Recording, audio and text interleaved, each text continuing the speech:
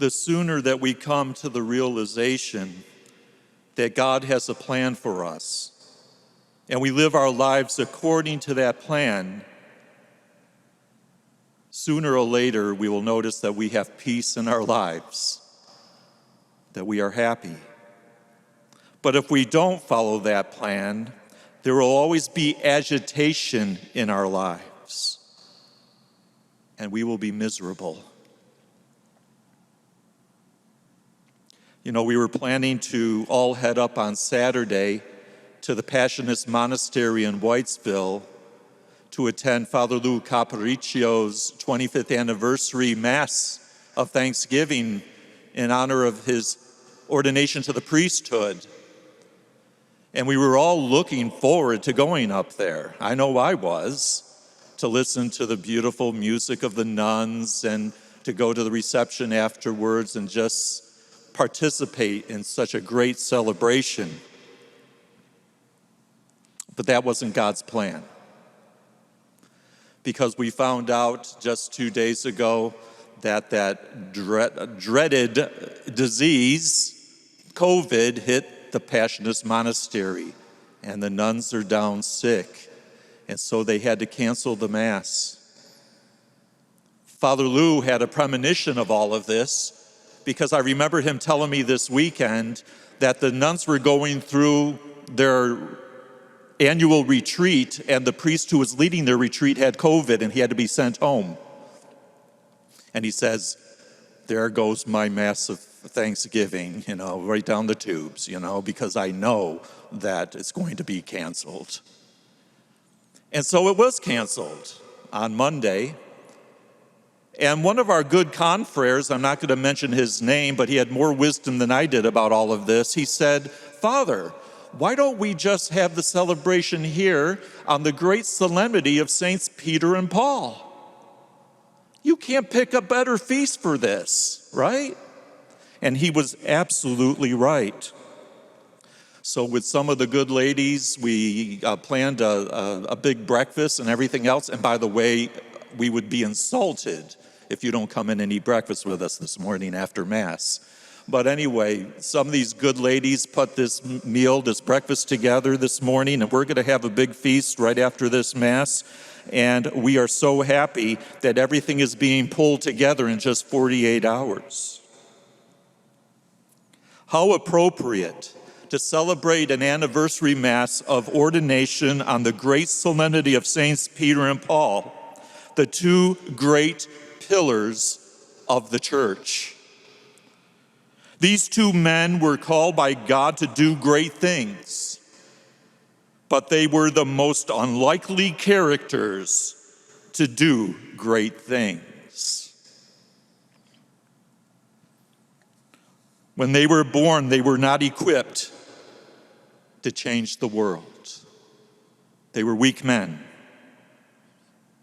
But once they were equipped with God's grace to ultimately give up their lives for God and for his gospel, yes, they did change the world. But we must remember, for example, that Peter was just a young fisherman living on the coast of the Sea of Galilee. He was uneducated. He was from the most forgotten, most insignificant province of the Roman Empire. He was prone to outbursts of emotional excitement and even anger. And he was very weak under pressure.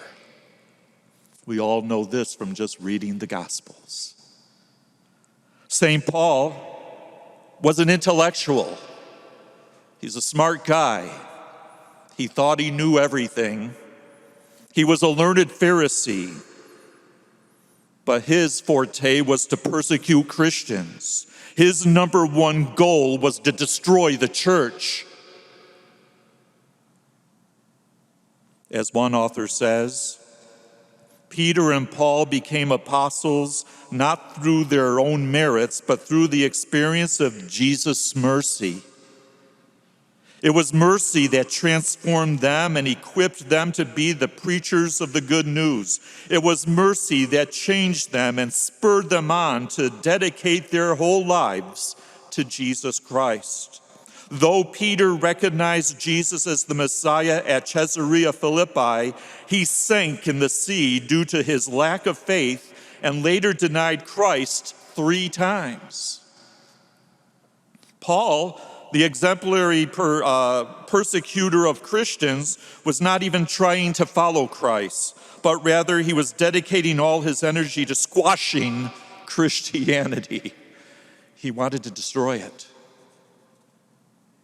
And these are the 2 men that our Lord chose to be the pillars of the church. We must never forget that. The great miracle of God's mercy working in these 2 men.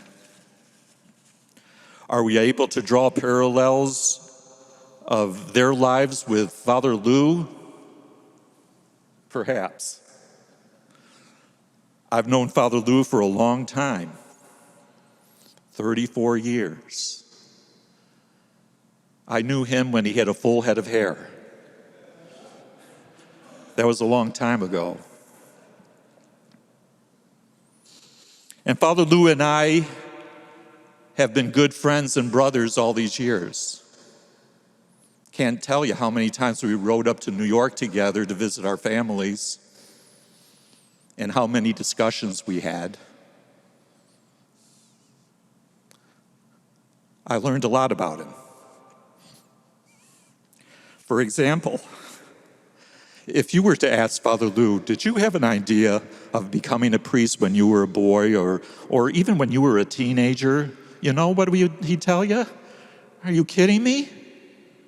I had no intention of becoming a priest. I know that because Father Lou, when he was in high school, entered the BOCES program. Those of us who are from upstate New York know what the BOCES program is, right? That's where you go to high school, but you go to this other building and you study a trade. Because Father Lou had no intention of going to college. No intention at all. He was just enjoying life there in Elmira, New York. He got himself a job working for a plumbing and electrical supply store, which really prepared him for being house superior here because he learned all about plumbing. He could have been Lou the plumber, but he chose the better part. Father Lou liked to have a good time when he was young. Did you know that he was a player of the bass guitar in a rock band? I always wish I had a video of one of his performances. I would have such glee showing that to everybody. Yes, Father Lou was pursuing a career in rock, maybe. I don't know about that. But anyway, he did play bass guitar in a rock group. But then something happened. It was almost like a light clicked on. He went through this conversion process. And all of a sudden he thought, could God be calling me to the priesthood? Indeed, he was. Indeed, he was. And so he started to pursue it. He joined another religious community for a while, the Precious Blood Fathers in Canada. Things didn't work out up there. He wasn't totally at peace, and he was wondering what he was going to do. So he decided to go to a Catholic college in Virginia, Christendom College, where I was a student myself. I was there studying philosophy as a Father of Mercy. And we met and we became good friends. And later on, he decided, you know what, maybe I'm called to be a Father of Mercy. Some of the other priests in the community would say, he came to join us even though he knew you, Father David. But he joined us. He joined us, this guy that didn't even want to go to college. And let me tell you, he was a good student in college. He took his research, he took his studies very seriously. He reads all the time. All of us know that. He can't put down books. He's just constantly reading and learning more and more because it seems like he He can't learn enough about God. He wants to know more. And lo and behold, Father Bill Casey, who when he was elected Superior General, decided that Father Lou was the best man for the job of novice master. I don't know if you realize it or not, but St. Pio once said that the most important job in a religious community is novice master, not superior general, not anything else, but novice master. Why? Because it's the novice master who is forming the young men to become good religious, to become true, abiding members of that community. And so this guy from Elmira, New York, who didn't even want to go to college, ended up being novice master in the Fathers of Mercy for 16 years. Several of the priests up here who are celebrating were his novices.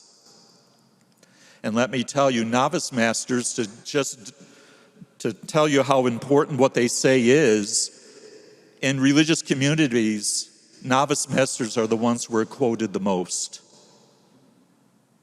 So you'll hear little tidbits of wisdom coming from his various former novices, like a Father Ken Geraci or a Father Luke, or a Father, whatever your names are, Father Andy Carvalho, or a Father Panetta, or a Father Jewel Itona. These were all his former novices. And you'll hear them telling Father Lou stories because he was a big part of their lives.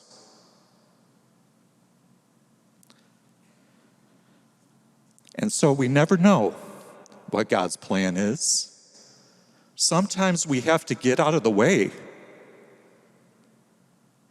Because the old saying goes, do you want to make God laugh? Tell him your plans. God has a plan. And so we are very thankful today for the 25 years, and even more than that,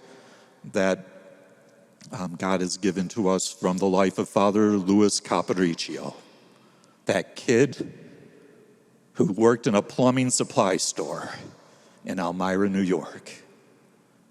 What great things he has done and what great things he is still doing with him. He's the chaplain at the Passionist Monastery, as you all know, and he's helping to form those young nuns there. And what a wonderful thing that is, because those nuns are the ones that keep us in the active ministry propped up. Their constant prayers and devotion. So his work is still very difficult. His work is still very important. And it will always be, because he is a priest forever, a priest in the order of Melchizedek.